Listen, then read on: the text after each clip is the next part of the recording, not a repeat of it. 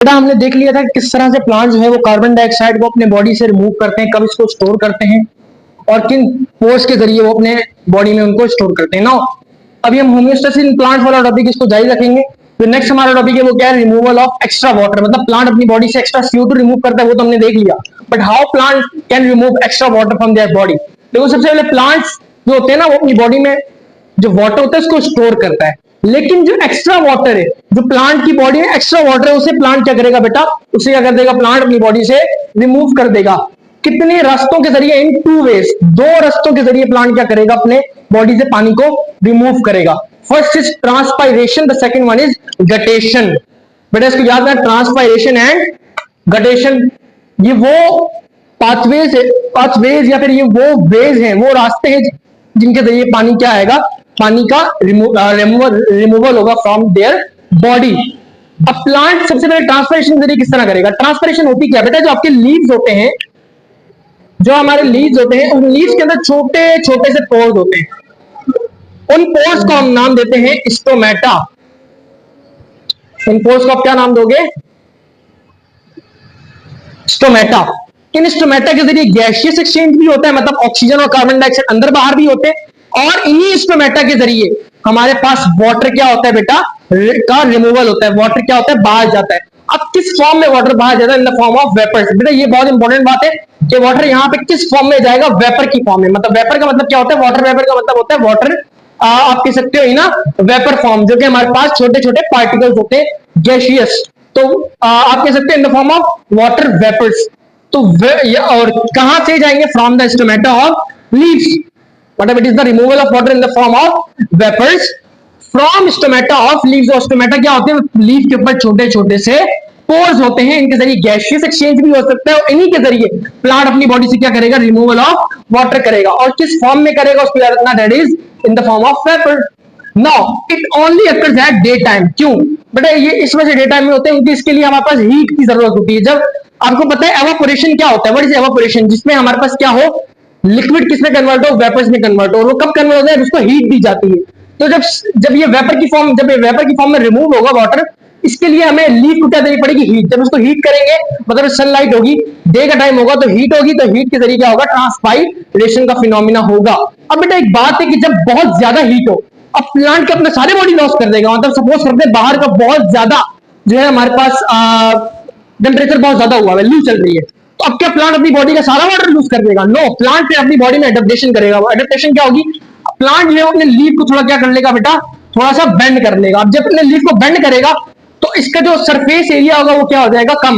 मतलब पहले इसका इतना सरफेस एरिया जो था वो सनलाइट के साथ था, लेकिन अब इसका सरफेस एरिया क्या होगा, कम। तो जब सरफेस एरिया कम हो गया तो अब इसमें से वाटर का लॉस भी क्या होगा बेटा, कम होगा। सो याद रखना कि जब बहुत ज्यादा हीट होगी तो प्लांट अपनी बॉडी में एडेप्टेशन करेगा, या तो अपने लीफ को बेंड कर लेगा, अपने लीफ के स्ट्रक्चर में कोई चेंज लाएगा, इसकी वजह से ट्रांसपायरेशन क्या हो जाए, कम हो जाए।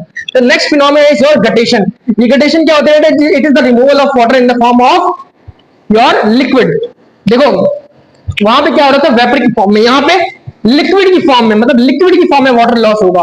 और ये कहां से होगा, from the margin of leaves. Margin का मतलब क्या होता है, जरा इधर देखो, मार्जिन का मतलब क्या होता है बेटा, ये हमारे पास एक लीफ है, इस लीफ की जो साइड्स हैं, दीज साइड्स, इन साइड्स को क्या कहते हैं, these are called as your margins. So in margin में से जब वाटर का लॉस होगा, और किस फॉर्म में होगा, इन the form of liquid. In margins में से जब वाटर का लॉस होगा इन द फॉर्म ऑफ लिक्विड, इस फिनोमिना को आप क्या कहोगे, गटेशन।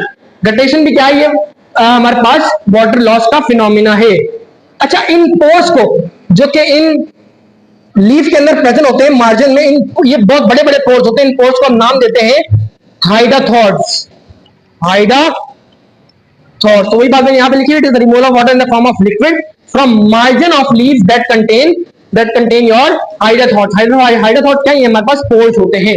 नो बेटा, ये याद रखना, ये गटेशन तभी होगी जब वाटर का प्रेशर प्लांट के अंदर बहुत हाई हुआ है, बहुत ज्यादा पानी है वाटर के क्या नाम है, लीफ के अंदर, प्लांट के अंदर बहुत ज्यादा पानी है, तब ये होगा। और जब टेम्परेचर बाहर का क्या होगा, लो, मतलब जब ठंड होगी थोड़ी बहुत, जब ठंड होगी और वाटर का प्रेशर अंदर हाई होगा तो क्या होगा, यहां से मार्जिन से क्या हो जाएगा, ज्यादा से ज्यादा पानी क्या होगा, लॉस। और किस फॉर्म में होगा, इन द फॉर्म ऑफ लिक्विड। तो बेटा ये आपकी कुछ डिफरेंसेस है, इसको याद रखना between the transpiration and guttation. What is transpiration? ये removal of water in the form of vapour. It is the removal of water in the form of liquid. हम डिफरेंसेस स्टडी कर रहे हैं, मतलब इनमें क्या क्या फर्क होता है. पहला फर्क क्या है? ये इन द फॉर्म ऑफ वेपर होता है, ये इन द फॉर्म ऑफ लिक्विड होता है. ये किसके जरिए होता है? स्टोमेटा के जरिए होता है. किसके जरिए होता है? हाइड्रोथॉट्स के जरिए होता है. ये डे टाइम में होता है बेटा. ये किस टाइम में होता है? ये एट नाइट होता है. इनके नाइट में क्यों होता है? इनके नाइट में टेम्परेचर क्या होता है? लो होता है. तीन डिफरेंसेस तो इसी बन गए. अच्छा, और क्या डिफरेंसेस हो सकते हैं इनमें से? बेसिकली यही डिफरेंसेस होते हैं. अच्छा, आप ये बता सकते हैं कि लीफ की सरफेस में से होते हैं और ये लीफ के मार्जिन में से होते हैं. तो चार डिफरेंसेस बेटा यहां से मैंने बना दिए. आप लोग और डिफरेंसेस भी बना सकते हो. बाकी चार डिफरेंसेस अगर आप लोग एग्जाम में लिख दो तो हमारे पास बहुत हो जाएंगे. ये हमारे पास क्या हो गया? Removal of water in the form of transpiration and guttation. बेटा और प्लांट्स कुछ तरह के गम्स और रेजिन भी प्रोड्यूस करते हैं. उनको प्लांट्स एक अलग तरह के पोर के जरिए एक्सीड करते हैं. That is called your लेंटिसल. आपकी बुक में लाइन लिखी हुई है कि प्लांट जो है ये जो गम्स हो गए, बेटा चिंगम की बात नहीं कर रहा मैं. ये जो गम्स है हमारे पास वैक्सीज होती है. गम्स हो गए और ये हमारे पास क्या कहते हैं? रेजिन्स. इस तरह के जो मॉलिक्यूल हो गए ना, इनको भी प्लांट, ये टॉक्सिक मॉलिक्यूल है, इनके प्लांट को इनको निकालना है. तो वो किसके जरिए निकालेगा? In the form of your lenticel. So ये भी ये लाइन भी आपकी बुक में लिखी गई. यहां तक हम लोग यहीं पे रखते बेटा. यहां पे हमारा होम्योस्टेसिस इन प्लांट अभी खत्म नहीं हुआ. नेक्स्ट क्लास में हम लोग ऑस्मोटिक रेगुलेशन पढ़ेंगे प्लांट में. अभी ये यहीं तक रखते हैं. इंशाल्लाह नेक्स्ट क्लास में इससे आगे बढ़ेंगे.